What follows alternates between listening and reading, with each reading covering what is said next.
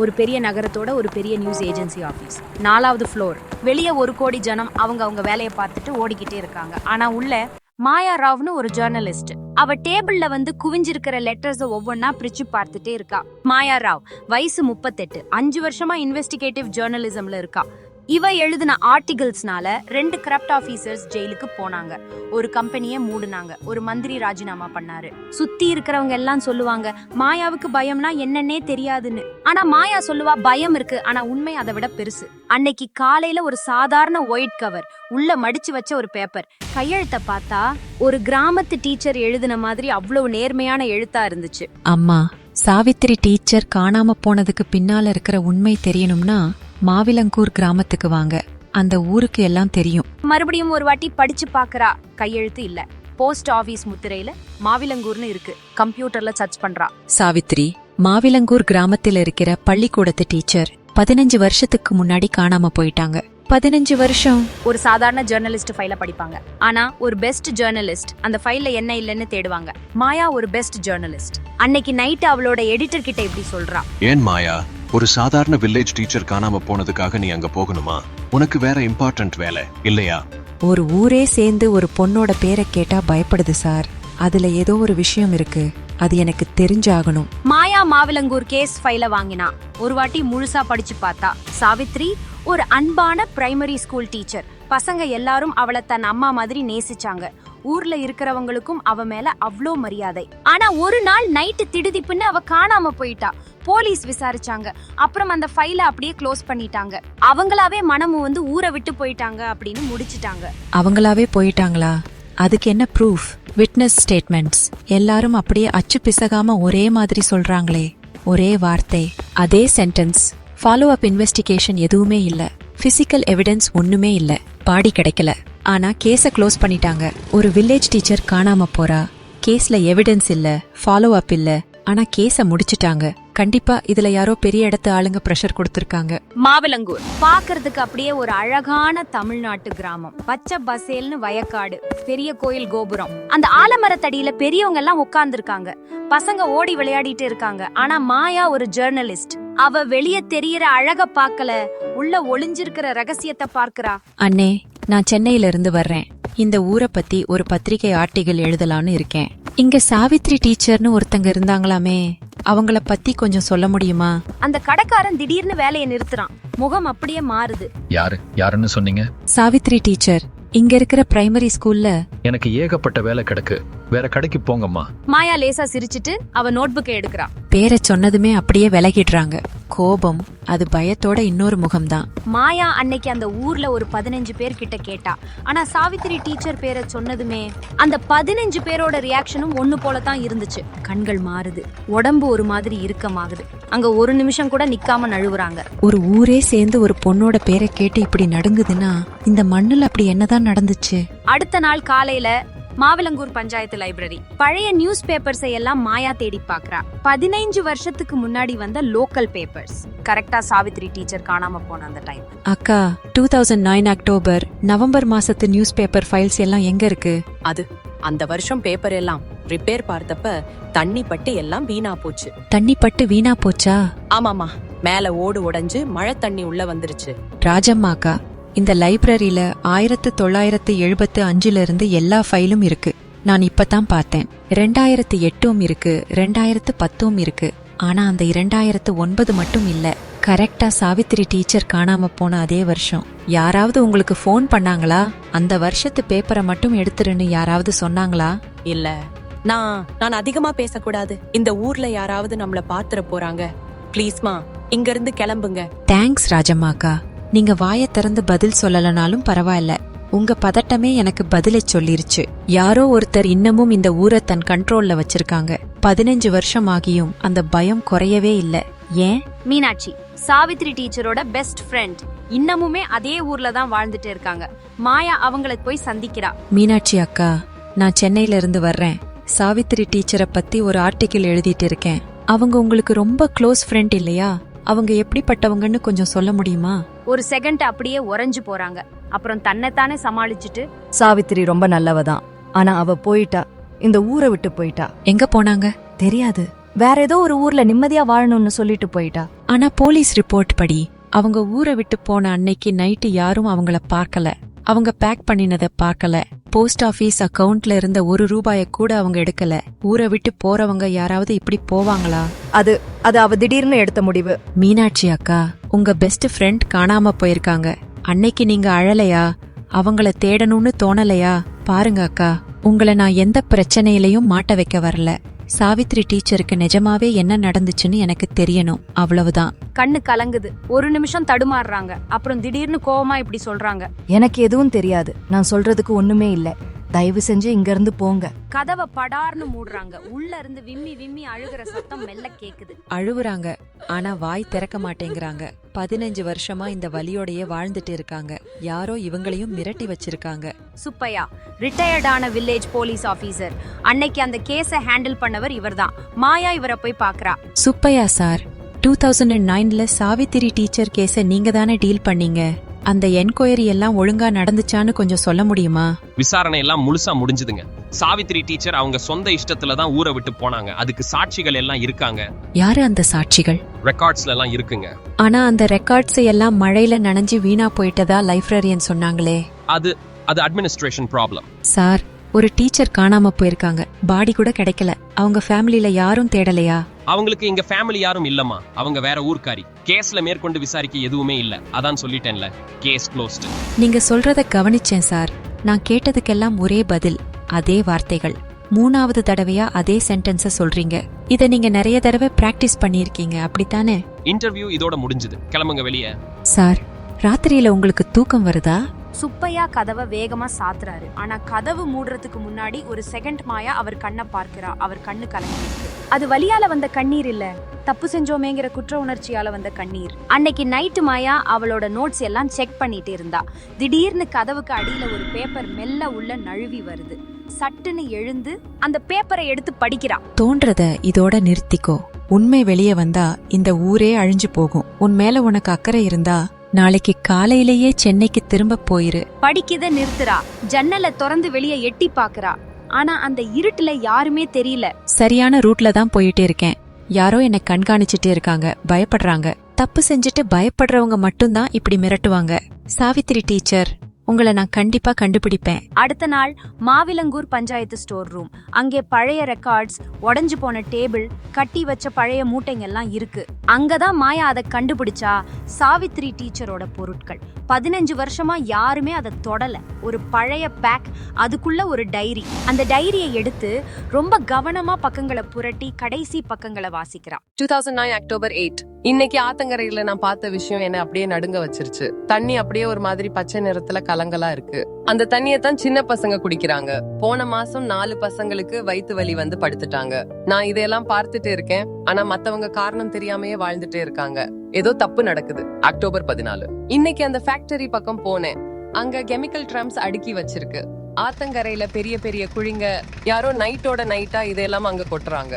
எனக்கு ஒரு முக்கியமான பேப்பர் கிடைச்சிருக்கு. அந்த ஃபேக்டரி ஓனரும் நம்ம ஊர் பஞ்சாயத்து தலைவர் முருகேசனும் அதுல கையெழுத்து போட்டிருக்காங்க. டிஸ்போசல் அப்ரூவ்டுன்னு இருக்கு. ஆனா எங்க டிஸ்போஸ் பண்றாங்க?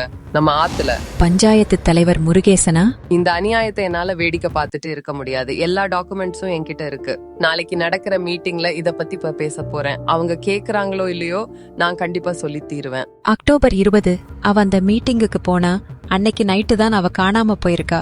சாவித்ரி டீச்சர், நீங்க அன்னைக்கு சத்தமா பேசுனீங்க. ஆனா அவங்க கேக்கல. இப்போ நான் கேக்குறேன். உங்களுக்காக நான் பேசுவேன். மாயா அந்த விஷயத்தை முழுசா ஆராய்ஞ்சு பார்த்தா. அந்த ஊருக்கு பக்கத்துல ஒரு பூச்சிக்கொல்லி மருந்து தயாரிக்கிற ஃபேக்டரி இருந்தது. 15 வருஷத்துக்கு முன்னாடி அந்த ஃபேக்டரி ஆத்துல கெமிக்கல் கழிவுகளை கொட்டி இருக்கு. மாசக்கணக்கா வருஷக்கணக்கா இது நடந்திருக்கு. அந்த ஊர்ல இருக்கிற சின்ன பசங்க அந்த ஆத்து தண்ணியை தான் குடிச்சிருக்காங்க. அதனால வயிற்று வலி, தோல்ல அரிப்பு, ஏன் சில பேர் செத்து கூட போயிருக்காங்க. ஆனா அந்த மக்கள் எல்லாரும் இது தெய்வ குத்தம் அப்படின்னு நம்பிட்டாங்க. ஏன்னா உண்மையை அப்படியே அமுக்கி மறைச்சிட்டாங்க. பஞ்சாயத்து தலைவர் முருகேசனுக்கும் அந்த ஃபேக்டரி ஓனருக்கும் நடுவுல ஒரு டீல். ஃபேக்டரி நடந்தா ஊருக்கு வேலை கிடைக்கும், வரி பணம் வரும், டெவலப்மெண்ட் ஃபண்ட் வரும். அதனால அந்த ஃபேக்டரியை காப்பாத்தியே ஆகணும்னு முடிவு பண்ணிருக்காங்க. குழந்தைங்களை நோயாளியாக்கிருக்காங்க. அந்த பெரிய உண்மைய அப்படியே மறைச்சிட்டாங்க. சாவித்திரி டீச்சர் இதையெல்லாம் வெளியே கொண்டு வரணும்னு நினைச்சாங்க. அப்புறம் என்னாச்சு?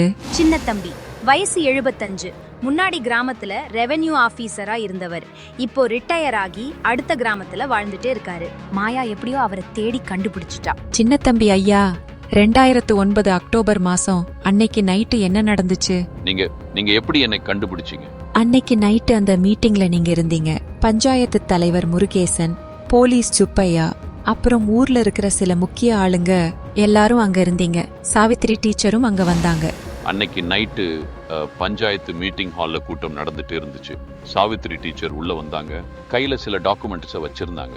முருகேசன் தலைவரை பார்த்து நேருக்கு நேரா கேட்டாங்க, இந்த பேப்பர்ஸை எல்லாம் நான் கலெக்டர் கிட்ட கொடுக்க போறேன், நீங்களாவே ரிப்போர்ட் பண்றீங்களா இல்ல நான் பண்ணட்டுமான்னு கேட்டாங்க. அப்புறம் என்ன நடந்துச்சு ஐயா? முருகேசனுக்கு பயங்கரமான கோபம் வந்துருச்சு. நீ யார் பேச்சையுமே கேட்க மாட்டியா அப்படின்னு சொல்லி 2 பேருக்கும் வாக்குவாதம் அதிகமாயிடுச்சு. நான் பயத்துல கதவு ஓரமா நின்னுட்டு இருந்தேன். வெளியே போயிட்டீங்களா? வெளியே போகணும்னு தான் நினைச்சேன். ஆனா கால் நகரவே இல்லை. அப்போ ஒரு சத்தம் கேட்டுச்சு, கை வீசின சத்தம், அப்புறம் டபார்னு ஏதோ கீழே விழுந்த சத்தம். அதுக்கப்புறம் அப்படியே அமைதி. அந்த அமைதிக்கு அப்புறம் நீங்க என்ன பாத்தீங்க? சாவித்திரி டீச்சர் தரையில கிடந்தாங்க. அன்னைக்கு நைட்டு மாயா அவ தங்கி இருந்த வீட்டுக்கு திரும்பி வந்தா. கதவை திறந்தா அந்த ரூமே அப்படியே தலைகீழா கிடக்குது. நோட்புக்கு, கேமரா, எல்லாம் போச்சு. நோட்ஸ் போயிருக்கு, ஆனா அதெல்லாம் என்னோட மூளையில பத்திரமா இருக்கு. இதை யாராலையும் திருட முடியாது. ராஜன் சார், நான் மாயா பேசுறேன். என்னோட நோட்ஸ் எல்லாம் திருட்டு போயிருச்சு சார். ஆனா நான் சரியான ரூட்ல தான் போயிட்டு இருக்கேன். இந்த ஸ்டோரிய பிரேக் பண்ணாம நான் இங்கிருந்து நகர மாட்டேன். 3 நாள் கழிச்சு ஒரு வயசான பாட்டி பின்னாடி இருந்து மாயாவை கூப்பிடுறாங்க. நீங்க தான் அந்த மாயாவா? ஆமா பாட்டி, நான் தான். இந்த ஊர்ல இருக்கிற ஒவ்வொரு மனுஷனும் ஒரு பெரிய சுமைய சுமந்துட்டு இருக்காங்க. அந்த சுமையோட பேரு தான் சாவித்திரி. உங்களுக்கு அவங்கள பத்தி ஏதாவது தெரியும்னா தயங்காம என்கிட்ட சொல்லுங்க பாட்டி. இப்போ அதுக்கு நேரம் இல்ல, நாளைக்கு வா. நீ இதை விட மாட்ட, அப்படித்தானே? கண்டிப்பா விட மாட்டேன் பாட்டி. அப்படின்னா நாளைக்கு காலையில வா. ஆலமரத்தடி தெருவுல இருக்கிற கடைசி வீடு தான் என்னோடது. ஒரு விஷயம், வரும்போது தனியா வா. இதுக்கு நடுவுல மாயா அந்த ஊர்ல இருக்கிற நிறைய பேர்கிட்ட பேசினா. வயசானவங்க, பசங்க, கடைக்காரங்க, விவசாயிங்கன்னு எல்லாரையும் விசாரிச்சா. ஆனா ஆச்சரியம் என்னன்னா எல்லாரும் ஒரே பதில தான் சொல்றாங்க. சாவித்திரி அம்மா அன்னைக்கு நைட்டே ஊரை விட்டு போயிட்டாங்கப்பா. நானே பார்த்தேன். பஸ் ஸ்டாண்ட்ல நின்னுட்டு இருந்தாங்க. அவங்க வேற ஊர்ல செட்டில் ஆகணும்னு சொல்லிட்டு போயிட்டாங்க. பஸ் ஸ்டாண்ட், எல்லாரும் அதே கதையை சொல்றாங்க. ஆனா போலீஸ் ரிப்போர்ட்ல பஸ் ஸ்டாண்ட் பத்தி ஒரு வார்த்தை கூட இல்லையே. யாரோ இவங்களுக்கு ஸ்கிரிப்ட் எழுதி கொடுத்திருக்காங்க. 15 வருஷமா இதையே சொல்லி சொல்லி பழகி வச்சிருக்காங்க. ஒரு ஊரே சேர்ந்து ஒரு பெரிய பொய்ய நிஜம்னு நம்பி வாழ்ந்துட்டு இருக்கு. ஒரு நல்ல டீச்சரை மண்ணுக்குள்ள புதைச்சிட்டு அதுக்கு மேல நிம்மதியா வாழ்க்கை நடத்திட்டு இருக்காங்க. சின்ன தம்பி மாயாவை மறுபடியும் கூப்பிட்டாரு. இந்த தடவை அவர் கையில ஒரு கவர் இருந்துச்சு. இத 15 வருஷமா என்னோட பழைய பெட்டியில வச்சிருந்தேம்மா. என்னைக்காவது ஒரு நாள் இந்த மாதிரி ஒரு சந்தர்ப்பம் வரும்னு எனக்கு தெரிஞ்சிருக்குமோ என்னவோ. மாயா அந்த கவரை பிரிக்கிறா. உள்ள ஒரு பழைய போட்டோ அப்படியே உறைஞ்சு போய் நிக்கிறா. இது அந்த மீட்டிங்ல எடுத்த போட்டோவா சார்? ஆமாமா, கூட்டம் ஆரம்பிச்சப்ப எடுத்தது. அதுக்கப்புறம் எல்லாமே தலைகீழா மாறிடுச்சு. இந்த மேடம் முருகேசன் தலைவர் கூட வாக்குவாதம் பண்ணிட்டு இருக்காங்க. கையில டாக்குமெண்ட்ஸ் இருக்கு. இதுதான் சாவித்திரி டீச்சரா? ஆமாமா, அவங்க கடைசியா உயிரோட இருந்த இடம் அதுதான். சின்ன தம்பி ஐயா, இதை என்கிட்ட கொடுத்தீங்க பாருங்க. நீங்க நிஜமாவே தைரியசாலி தான். நான் தைரியசாலி இல்லம்மா. 15 வருஷமா எனக்கு தூக்கமே வரல. ஒவ்வொரு நாளும் நைட்டு கனவுல சாவித்திரி டீச்சர் வந்து நிக்கிறாங்க. இனியாவது அவங்க என் கனவுல வராம நிம்மதியா இருக்கணும்னு நினைக்கிறேன். மாயா மறுபடியும் வந்தா. கமலா பாட்டி ஒரு பழைய சாய் நாற்காலியில உட்கார்ந்துருக்காங்க. அவங்க கையில ஒரு துணி. 15 வருஷமா அழுது அழுது அந்த துணி நனைஞ்சு போனது அவங்க முகத்தை பார்த்தாலே தெரியுது. அன்னைக்கு நைட்டு அந்த மீட்டிங்ல நானும் இருந்தேன்மா. என் பையன் பஞ்சாயத்து மெம்பர், அவன் கூட தான் நானும் போனேன். அன்னைக்கு என்ன நடந்துச்சு பாட்டி? சாவித்திரி டீச்சர் அங்க வந்தாங்க. கூட ஒரு 5 பேர் இருந்தாங்க. கையில நிறைய டாக்குமெண்ட்ஸ் வச்சிருந்தாங்க. அவங்க பேச ஆரம்பிச்சாங்க. இந்த ஊரு சின்ன பசங்களுக்கெல்லாம் நோய் வருது. ஆத்து தண்ணியில கெமிக்கல் விஷம் கலந்திருக்கு. அந்த ஃபேக்டரிக்காரங்க இதையெல்லாம் அங்க கொட்டுறாங்க. அதுக்கு தலைவர் கையெழுத்து போட்டிருக்காரு. இதையெல்லாம் நான் கலெக்டர் கிட்ட கொடுக்க போறேன்னு சொன்னாங்க. அதுக்கு அந்த முருகேசன் தலைவர் என்ன சொன்னாரு? தலைவர் எழுந்து நின்னாரு. இந்த ஊர்ல நீ யாரு? நீ ஒரு வெளியூர்காரி. எங்க ஊரு விஷயத்துல நீ மூக்க நுழைக்காதேன்னு கத்துனாரு. ஆனா சாவித்திரி அம்மா பயப்படல. நான் இந்த ஊரு ஆளோ இல்லையோ, ஆனா இந்த ஊரு குழந்தைங்களுக்கு நடக்கிற அநியாயத்தை என்னால வேடிக்கை பார்த்துட்டு இருக்க முடியாதுன்னு சொன்னாங்க. அப்போ யாரோ ஒருத்தர் ஆத்திரத்துல பலமா தள்ளிட்டாங்க. ஒரே ஒரு தள்ளுதான். சாவித்திரி அம்மா அப்படியே கீழே விழுந்தாங்க. அவங்க தலை அந்த தூண் ஓரத்துல டபார்னு அடிச்சிருச்சு. அப்புறம் யாரும் ஆம்புலன்ஸ் கூப்பிடல, யாரும் டாக்டரை கூப்பிடல, யாருமே அவங்களுக்கு உதவலமா. எல்லாருக்கும் பயம் வந்துருச்சு. ஒவ்வொருத்தரும் அப்படியே ஆளுக்கு ஒரு பக்கம் பார்த்தாங்க. பாட்டி, அவங்கள எங்க? ஊருக்கு வெளியே ஒரு வேப்ப மரம் இருக்கு.